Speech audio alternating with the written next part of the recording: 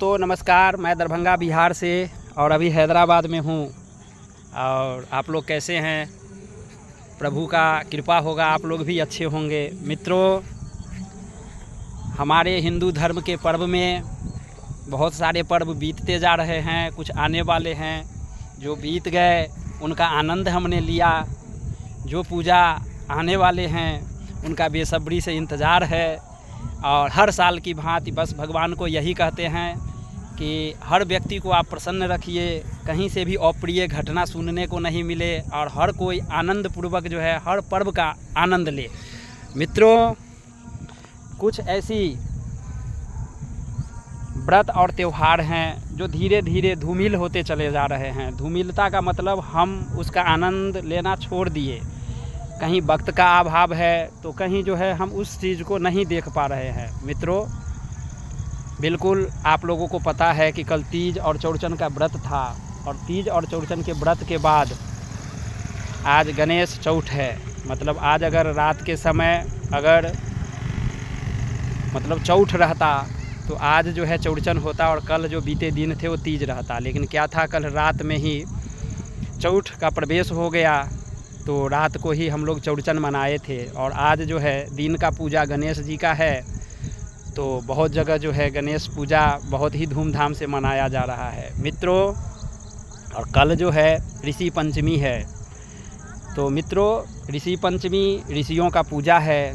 और एक बिल्कुल देखिए, हम बिहार से बिलोंग करते हैं। हमारे यहाँ गंगा है, कमला नदी है, गंडक है, कोसी है, बागमती है, कई नदियाँ जो है हमारे क्षेत्र से होकर के गुजरती है। तो मित्रों, बहुत पहले की बात है, कुछ ऐसे चीज़ जो बिल्कुल हमारे भी दृष्टिपटल से धूमिल होते चले जा रहे थे।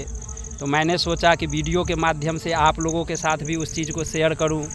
तो मित्रों, बिल्कुल जैसे कल के दिन में कल रात को चौड़चन मनाया गया, जैसा हमारे मिथिलांचल में इस पर्व को मनाया जाता है चौड़चन को। तो मित्रों, चौड़चन के बाद सुबह सुबह मतलब जिस दिन ऋषि पंचमी है उस दिन हम देखा करते थे कि हमारी माएँ, हमारी दादी लोग धन खेती नहाने जाया करती थी। मित्रों, आप सोचते होंगे कि गंगा स्नान, कमला स्नान, यमुना स्नान तो हम सुने थे, ये धन खेती स्नान क्या होता है? मित्रों, पता नहीं, मैंने कभी भी उस चीज़ में जा कर के उस चीज़ को ज़्यादा लंबा सोचा ही नहीं। हम तो बचपन में यही देखा करते थे कि अपने दादी की उंगली पकड़ करके, या मान लीजिए जो गांव के बुज़ुर्ग लोग थे जिनको कभी हम दादी कह करके बुला दिया करते थे, तो उनके साथ देखा करते थे कि बुज़ुर्ग जो महिलाएं हुआ करती थी उनके साथ हम लोग क्या करते थे, चौड़चन के सुबह में मतलब जिस दिन ऋषि पंचमी हुआ करता था। तो बिल्कुल आप देख रहे हैं कि हमारे जो गांव है वहाँ क्या है कि जैसे बारिश का पानी रुक गया किसी जगह पर, कई खेतों में धान का फसल हो रहा है और कभी कहीं कहीं तो घुटने भर, जांग भर जो है पानी लगे रहते थे और वो पानी काफ़ी पवित्र हुआ करता था। मतलब आज हम आपको बिल्कुल वो चीज़ को नहीं कह सकते, चूँकि शहर में चूँकि आपको पता है कि सीवर का पानी सारे एक जगह ही मिक्स हो रहे हैं। तो अब तो ये चीज़ शहर के लिए ठीक नहीं है, लेकिन जहाँ तक गांव का बात है, जहाँ नदियाँ उफन जाती है, उफनने का मतलब जब ओवरफ्लो होती है तो उनका रुख गाँव के तरफ हो जाता है। और जब गांव के तरफ हो गया तो खेत खलियान में पानी लग जाते हैं। तो उस समय वो पानी भी काफ़ी पवित्र हुआ करते थे। लोगों को देखते थे कि अपने धान के खेत में मछलियों का शिकार करते थे।